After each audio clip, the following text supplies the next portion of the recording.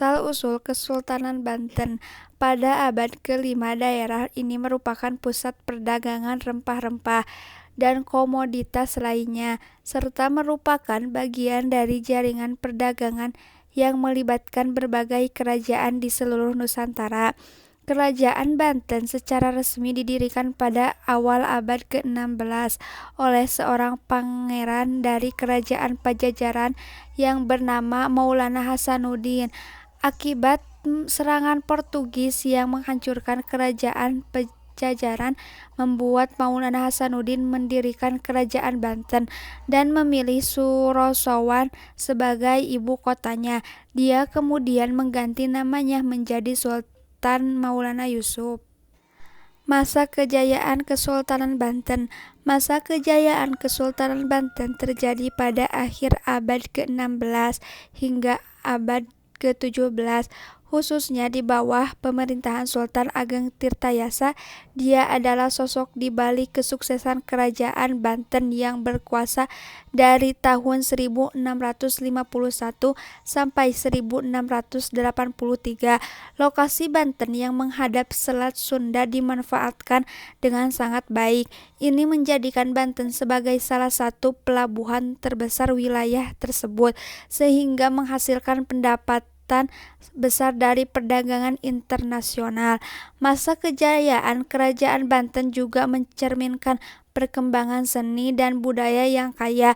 Banten dikenal karena seni keramiknya, khususnya tembikar berglazur yang indah. Selain itu, Sultan Ageng Tirtayasa juga menjalin hubungan dagang yang erat dengan negara-negara asing, termasuk Belanda, Inggris, dan Portugal. Keruntuhan Kesultanan Banten. Salah satu penyebab keruntuhan Kesultanan Banten pada abad ke-18 ini hampir sama seperti kebanyakan kerajaan Nusantara kala itu, yakni akibat kemunculan kolonial Belanda. Seperti banyak kerajaan di Indonesia, Kesultanan Banten juga menjadi sasaran ekspansi kolonial oleh Belanda. Terlebih, kolonial mengamankan basis mereka di Batavia dan berusaha menguasai wilayah-wilayah penting di sekitarnya. Dari situ muncul perjanjian Panarukan yang dibuat oleh VOC. Dalam perjanjian itu disebutkan bahwa Kesultanan Banten mengakui kedaulatan VOC di wilayah Banten. Hal ini membuat Banten menjadi negara bawahan VOC.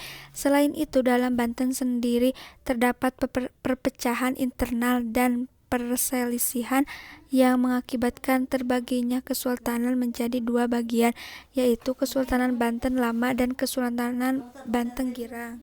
Hingga pada akhirnya Belanda berhasil menaklukkan Kesultanan Banten setelah mengalami beberapa pertempuran dan konflik bersama pasukan pemberontak.